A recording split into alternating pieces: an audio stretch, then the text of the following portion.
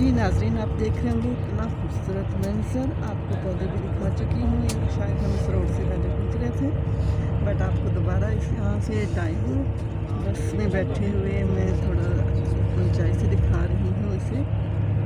तो